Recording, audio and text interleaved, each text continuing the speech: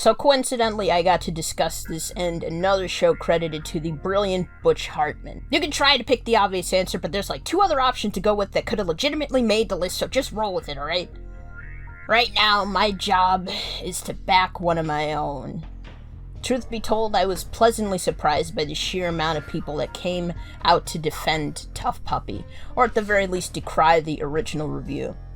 Don't know why this review is the one, because it featured an attribute that had been present throughout for a while. The decrying of alleged cliché elements was the theme I found most reoccurring throughout Nick-o-Rama, but when applied in this case to a fairly brief 4-minute review in a 6-minute package, people were really dissatisfied with that final product. Before I dive in whole hog, I do have to recuse myself for a minute. I am an ardent fan of the show, and despite growing up watching all 4 Butch-Nick collaborations, this was the one I probably had the most fun with. Now, I recognize that this wasn't a particularly well-liked Nicktoon for its time, and generally, those seem to be less likely to invoke a negative reaction. Despite the scant material to work from, I think that there was more than met the eye when it came to the backlash this one brought. The crux of the issue, I guess, would be writing off many of these series for one of their flaws that annoyed Enter the most, but this one was an enigma to me. Like I said, this one is fairly shorter than the others, and for good reason, but even within those bounds, the review was thought to be one of the most repetitive ones of the whole lot. Maybe because it was so short that people took notice, I don't know. Its length managed to concentrate the amount of repetition while also highlighting how much nothing some of these were composed of. Truth be told, there are a few segments that feel more like Enter's pandering to his fanbase who wanted to hear him tear into Pig Goat Sanjay the breadwinner, but TUFF Puppy proved that there were things that we all got bored of. I don't deny that Butch Productions can grate on the ears a little bit, but from a historical standpoint, this was not much different than what we've always had. I don't know if I can take stock in arguments that start with modern Butches like this, or the later shows showed a decline, because I think the differences between all his works was subtle, but not groundbreaking. Subjective preference versus objective flaw is another recurring theme throughout this marathon, and it goes without saying that most of his products would have never appealed to Enter in the first place in their most extreme states. It only served to aggravate him. Here comes a thought. Saying that something is cliché and boring without actually exploring what makes it cliché and boring turns out to be quite cliché and boring. Groundbreaking. Anyone with a few minutes of experience on TV tropes can probably identify something that's been done before in their favorite piece of media, but you actually have to know something to break it down and talk about why, in this instance, it didn't work. We throw around words like tropes and cliches now like they're candy, but plenty don't even know the difference between a trope, a cliche, a device, and something else entirely. You don't need a master's in film criticism or media studies to be able to do it, but you do need to think about the history and impacts of the device at large.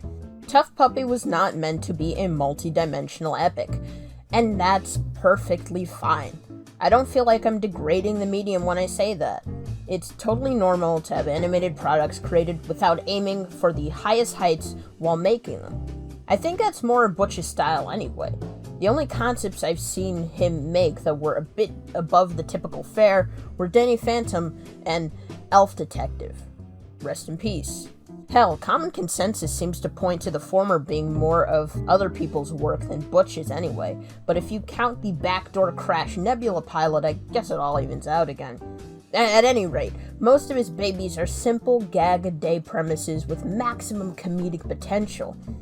If you don't think you'll get plots out of a Butch concept more complex than your average episode of Bunsen, then that's definitely more his style. If you've seen any of those pilots Butch puts out nowadays, you'd see that they're just a vehicle for some clean and easy laughs. Hey Amber, how you doing? Other than being encased in amber and not being able to eat or breathe, I'm awesome! Oh, stupid tar pits. I think we're gonna be late for gym. While some of the jokes can make your eyes roll out of your head, they're rather harmless. If What a Cartoon got a modern revival, Butch could run that joint all by himself and it would still be alright. Even some of his older work reflects his design elements. Pygmies! Brother! Mint! Duck! If I'm not mistaken, that's a duck-sensitive pressure trigger. I got a duck, and I'm gonna use it!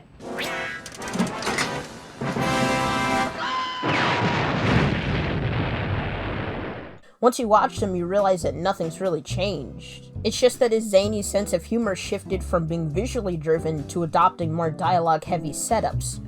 Either way, all the gags are very much his wheelhouse, incessant screaming and all. One sound, one bomb, and you're finished. I posed a question to the void of Twitter.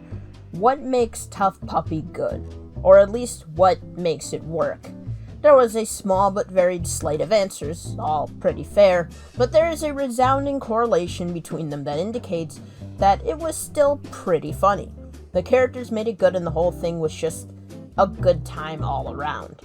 Now, not everyone feels this way, and like I said, the dumb fun can get to people. But to act as if they don't work just because they're overused is just silly. As Chill said in his X's segment, just because it's done often doesn't mean it's done poorly. They're solid devices that will continue to work no matter how much Jerry Trainer screams to the heavens. If there is a brief argument to be made, Enter could have said this.